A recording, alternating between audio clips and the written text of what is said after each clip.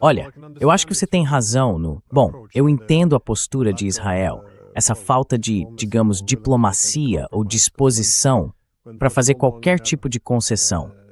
Porque quando por tanto tempo os Estados Unidos estão ali te apoiando, por que você precisaria ceder em alguma coisa, se basicamente pode fazer o que quiser? Mas por outro lado, a gente imaginaria que Israel começaria a se ajustar às novas realidades, porque, como você disse, o clima nos Estados Unidos em relação a Israel está mudando.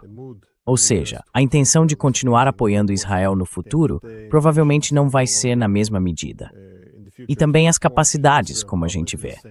Quer dizer, os Estados Unidos vão continuar sendo um país poderoso, mas a era da dominação global parece ter chegado ao fim.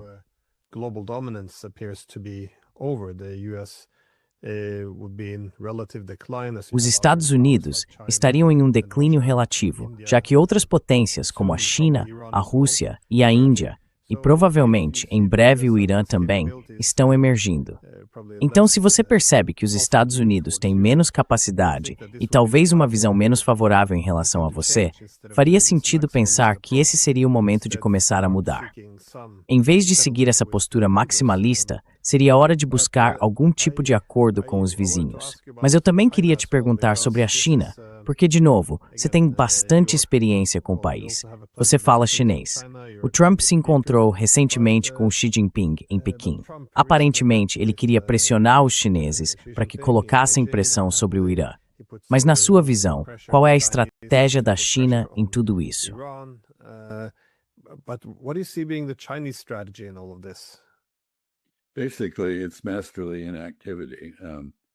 Basicamente, é uma espécie de inatividade magistral.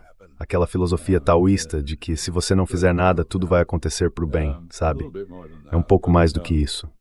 Mas os chineses apoiaram os esforços do Paquistão para mediar a situação.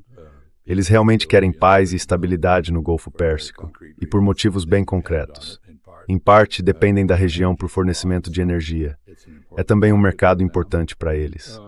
Além disso, eles se veem como defensores da antiga ordem mundial, aquela que os Estados Unidos e Israel derrubaram, e querem restabelecer os princípios da Carta da ONU e do direito internacional, porque isso cria um ambiente favorável tanto para eles quanto para os outros.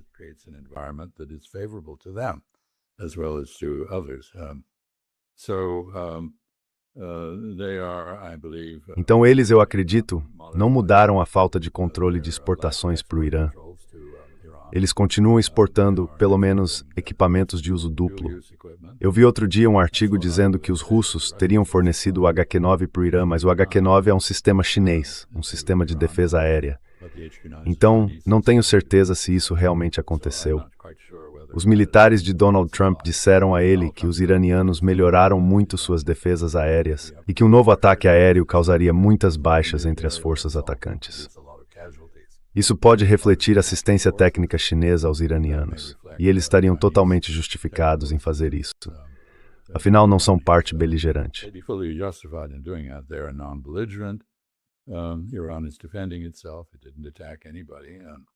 O Irã está se defendendo. Ele não atacou ninguém até ser atacado. Então, para mim, é isso. E essa ideia de que seria possível fazer a China apoiar uma agressão americana contra o Irã, pressionando o Irã, é absurda. Isso nunca ia dar em nada. E a gente vê um contraste bem claro entre a visita do Trump, que foi um espetáculo visual cheia de pompa, com atenção pessoal do Xi Jinping, passeios por Zhongnanhai, o complexo da liderança na Cidade Proibida e tudo mais, e a visita do Vladimir Putin, que chega e, veja só, assina 40 acordos com 40 programas diferentes de cooperação, inclusive cooperação militar.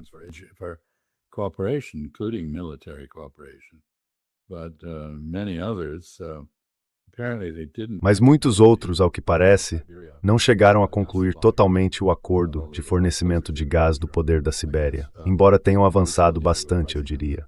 Provavelmente ainda há uma questão de preço do gás. Então, enfim, basicamente os chineses e os russos mostraram um modelo de relação de cooperação. E a visita do Trump mostrou um tipo de acordo cordial, uma cordialidade hostil, digamos assim. Então a relação com a China ainda não está estabilizada. Os dois lados, no essencial, concordaram que gostariam de estabilizá-la. Vamos ver o que acontece agora. E conversando com amigos chineses sobre isso, eu os alertei que o governo Trump, na prática, destruiu a capacidade dos Estados Unidos de implementar acordos.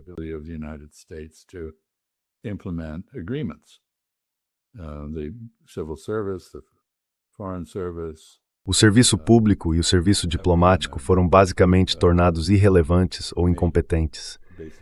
E não existe um processo de formulação de políticas que coordene de forma eficaz as ações do governo nessa administração. Então eu costumo dizer para os meus amigos chineses, olha, eu conheço vocês. Passaram os últimos 4.000 anos aperfeiçoando a passividade, mas agora é hora de tomar a iniciativa. Se quiserem que algo aconteça, vão ter que apresentar ideias e propostas, porque é bem provável que elas não venham do lado americano. E aí, de novo, a gente volta às discussões com o Irã. O que eu tenho ouvido de muitos comentaristas é que os Estados Unidos mostrou que é, abre aspas, incapaz de chegar a um acordo.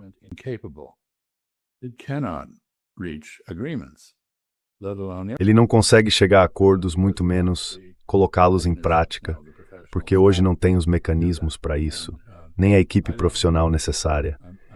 E eu não sei, sabe, não tenho certeza de como a mediação do Paquistão e do Catar está funcionando, mas é importante notar que não está sendo conduzida pelos americanos. No caso do Paquistão, quem está à frente é um Estado protegido pela China, que tem uma boa relação com os chineses. A China não está arriscando a própria reputação, está deixando que os paquistaneses façam isso. E o Catar, claro, tem um enorme interesse em restabelecer a paz com o Irã. Eu acho que o Kuwait, a Arábia Saudita e o Catar estão em conversas intensas com os iranianos sobre a ordem pós-guerra, uma ordem que não incluiria a presença militar americana.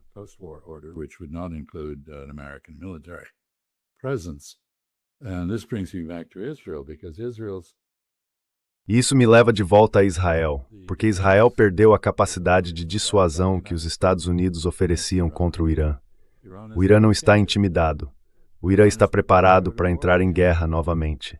Está disposto a suportar mais danos e sofrimento em nome da honra nacional, por assim dizer. E os Estados Unidos mostraram ao mundo os limites de suas capacidades militares.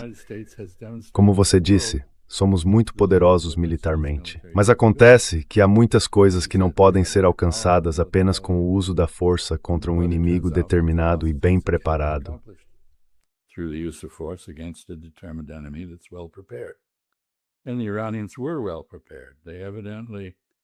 E os iranianos estavam bem preparados. Pelo que parece, eles não só tinham um processo de sucessão pronto para lidar com as consequências do assassinato do líder supremo, que de fato colocaram em prática, mas basicamente, pelo que eu entendo, quando o Ayatollah Ali Khamenei foi assassinado, cada autoridade iraniana já tinha 3 ou 4 camadas de sucessores designados. Eles também descentralizaram o comando militar, de modo tal que cada uma das 30 províncias do Irã passou a ter autonomia para agir. E claro, o resultado da guerra. Antes da guerra, o Estreito de Hormuz estava aberto, então não havia problema algum. Agora tem uma questão. Antes da guerra, o Irã não tinha um programa de armas nucleares. Agora, provavelmente tem. O que ainda impede o país de produzir armas nucleares é a percepção por parte dos iranianos, que não são ingênuos, de que se eles se tornarem uma potência nuclear, acompanhando Israel, então os sauditas, os turcos, os egípcios e outros também vão buscar armas nucleares. E o resultado final disso seria menos segurança para o Irã e não mais segurança. Então, um cálculo racional seria entender que manter apenas a capacidade nuclear latente ainda é a melhor posição. Mas eu não sei, ninguém sabe o que se passa na cabeça da Guarda Revolucionária Islâmica do Irã, e são eles que mandam. Temos motivos para acreditar que Mojtaba Khamenei, o líder supremo, ao contrário do pai, vê a necessidade de ter um poder de dissuasão nuclear. Então, essa guerra pode ter levado à proliferação nuclear.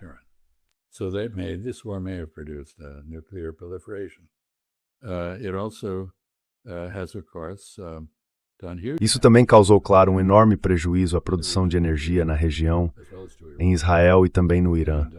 E qualquer simpatia que o povo iraniano ainda tivesse pelos Estados Unidos praticamente desapareceu. Então a presença militar americana no Golfo Pérsico agora está em risco. E eu acho que neste momento, como eu disse no começo, gostaria de repetir uma frase de Mao Tse-tung. Ele dizia: "Há grande confusão sob os céus, e a situação é excelente." No sentido de que a confusão cria oportunidades de manobra. Mas eu realmente não vejo essa possibilidade de manobra do nosso lado, nem de nenhum outro. O Irã também está preso. Ele não pode abrir mão dos ganhos que obteve nessa guerra. E nunca se consegue, numa mesa de negociação, recuperar o que se perdeu no campo de batalha. Esse é um princípio básico, infelizmente, do comportamento humano. E é aí que estamos.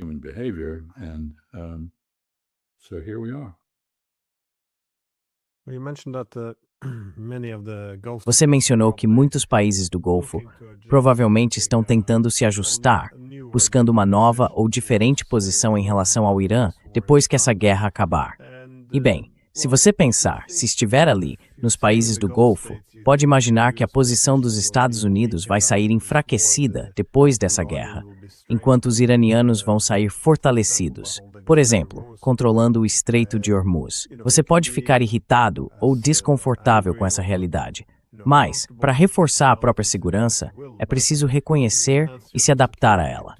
Então, se as coisas realmente seguirem nessa direção e os Estados Unidos não conseguirem vencer essa guerra, em qualquer cenário, os iranianos vão acabar controlando o Estreito de Hormuz. Isso significa que eles poderão impor um custo maior aos países que aplicam sanções contra eles ou que abrigam bases americanas. E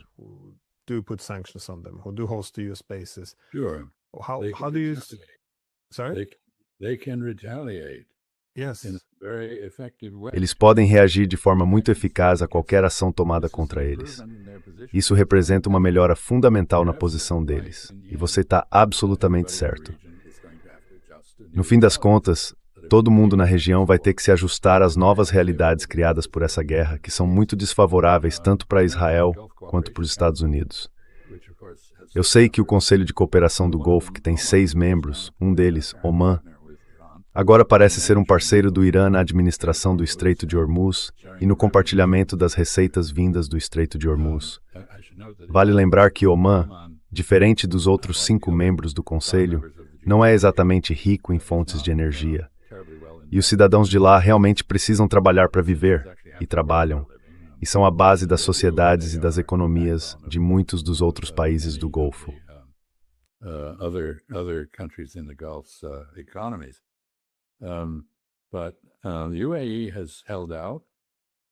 Mas os Emirados Árabes Unidos se mantiveram oficialmente à parte. Eles participaram do ataque ao Irã. Agora a gente sabe que tomaram uma ação independente. Continuaram bem próximos de Israel. Na verdade, Israel chegou a ajudar, instalando o Domo de Ferro e, ao que tudo indica, oferecendo outros tipos de apoio também. Então, se a gente olhar para o Conselho de Cooperação do Golfo, temos 2 países, os Emirados Árabes Unidos e o Bahrein, que fazem parte dos Acordos de Abraão, e 4 que não fazem. Omã está cooperando com o Irã, ao que parece. Kuwait, Arábia Saudita e Catar querem que os Estados Unidos recuem. Os Emirados continuam com um sentimento de vingança, mas mesmo assim, aparentemente se juntaram aos outros membros do Conselho de Cooperação do Golfo para pedir que Donald Trump encerre a guerra. E ainda tem a complicação da peregrinação a Meca, o Hajj, que está acontecendo agora. E virtually milhões de pessoas na cidade. 2 million or so people in Mecca. That will end at the end of this week, and isso vai terminar no fim desta semana, e a partir daí, um dos argumentos contra uma ação militar vai perder força. Então está bem claro que o Conselho de Cooperação do Golfo está dividido, o que é mais um resultado dessa guerra. Isso agravou as tensões entre a Arábia Saudita e os Emirados Árabes Unidos. Como eu disse, há muita confusão. Ninguém sabe como tudo vai se resolver no final. Mas, aconteça o que acontecer, o Irã não vai ser desarmado. É bem provável que se torne uma potência nuclear, ou talvez siga o exemplo de Israel, não oficialmente nuclear, mas na prática, sim, mantendo ali um tipo de negação plausível.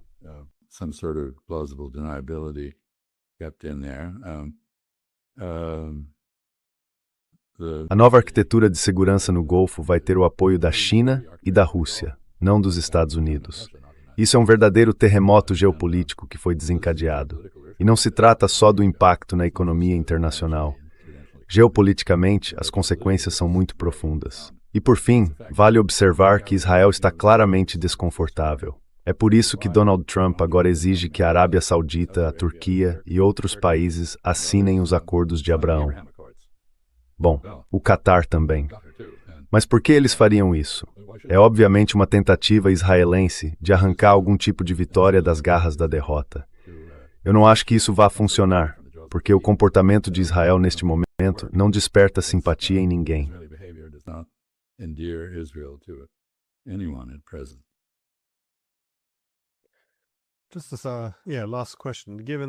Só para encerrar, considerando o tamanho dessa derrota. Quero dizer, se a gente lembrar de guerras como a do Vietnã, aquilo teve um impacto profundo nos Estados Unidos, principalmente no lado psicológico, na disposição de se envolver de novo em aventuras parecidas. E isso durou, pelo menos, algumas décadas. Mas e agora? Como é que o mundo vai ficar para os Estados Unidos depois disso? Quais são as opções que o país tem? Quais são os possíveis futuros, dependendo dos caminhos que eles escolherem seguir?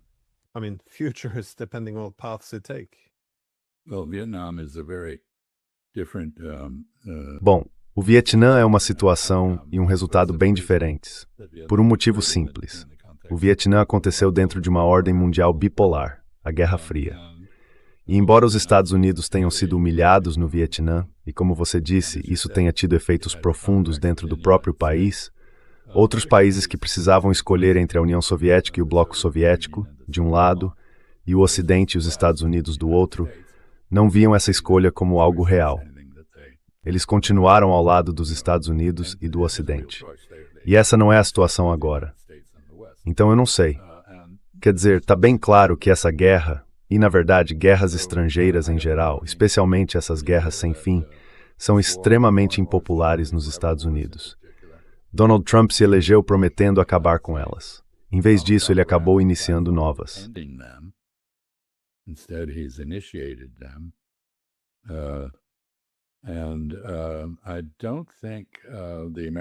E eu não acho que o público americano, no futuro, vai estar disposto a apoiar qualquer tipo de nova aventura desse tipo. E eu sei que uma das consequências da guerra no Irã foi a dissolução da OTAN. Não completamente, não de forma oficial, mas agora há membros da OTAN que negam aos Estados Unidos o uso do seu espaço aéreo ou de suas bases. As populações estão muito descontentes, tanto com os Estados Unidos quanto com Israel. Ficou claro que as bases na Europa, em grande parte, não estão lá para defender os europeus de uma ameaça russa imaginária, mas para servir como, digamos, plataformas de onde os Estados Unidos podem projetar poder sobre a Ásia Ocidental. E esse poder está sendo projetado para fazer coisas que quase ninguém na Europa aprova.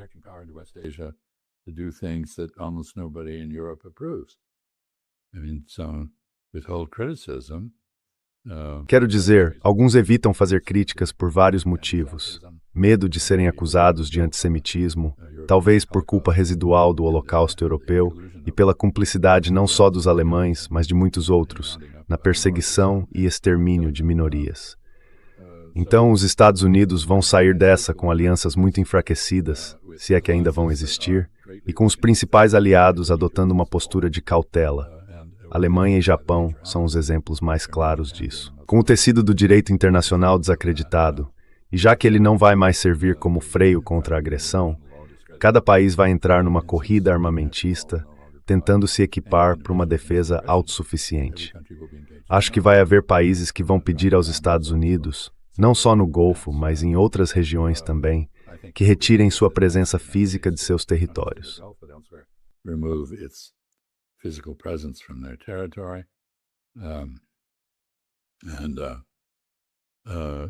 E bom, você sabe, sempre vão existir exceções.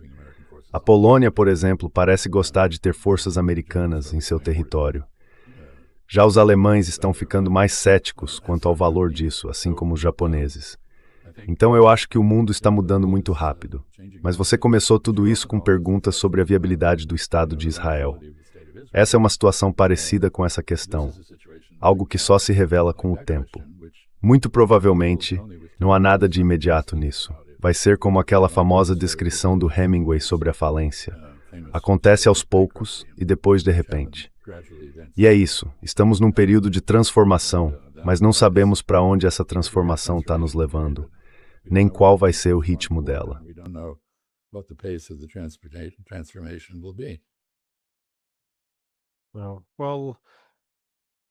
Bom, era de se prever que as coisas não ficariam como antes. Quando você tem uma ordem mundial hegemônica depois da Guerra Fria, e isso chega ao fim, sendo substituído por vários centros de poder, seria, eu diria, ingênuo achar que os antigos sistemas de alianças, as velhas lealdades e interesses, continuariam exatamente iguais. Então, sim, parece que vem aí um período turbulento. Você tem alguma consideração final antes de encerrarmos? Have any final thoughts before we wrap up? No, I think the turbulence and the transition. Não, eu acho que a turbulência e a transição não foram apenas previsíveis, mas de fato previstas. Sabe, alguns de nós percebemos que o mundo estava mudando. Então, como você sabe, eu não gosto da palavra multipolar, mas se quiser pode dizer policêntrico. Acho que isso chega mais perto da verdade. Novas ordens regionais estão surgindo. Uma nova ordem internacional vai surgir. As Nações Unidas ficaram tão profundamente desacreditadas que vamos ter que criar alguma forma de substituição para elas. Qual vai ser a natureza disso, eu não sei. Eu diria que a União Europeia também não prosperou nesse ambiente, e há dúvidas sobre a viabilidade dela.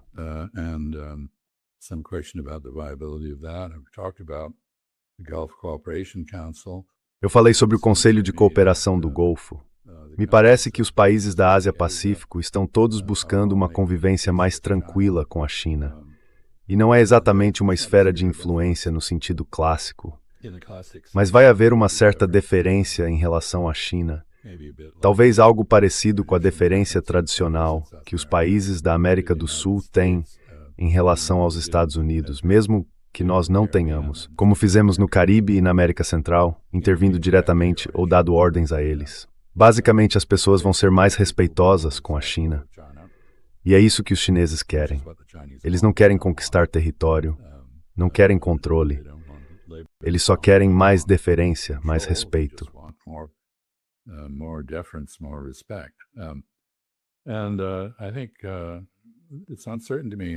E eu acho que ainda é incerto para mim como a Índia vai evoluir, porque a Índia tem sido hegemônica na sua região e continua sendo, em muitos aspectos.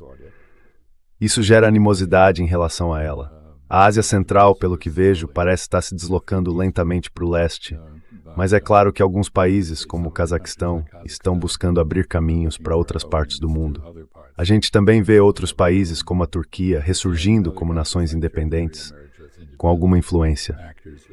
Eu não sei o que vai acontecer na Europa. Já falamos bastante sobre isso. Tem que haver algum tipo de entendimento entre Moscou e Bruxelas, ou entre as principais capitais da Europa Ocidental, se for para haver paz e prosperidade. Muitas, muitas perguntas.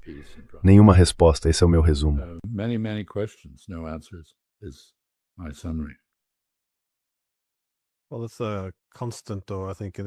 Bem, isso é algo constante, eu diria, na experiência humana.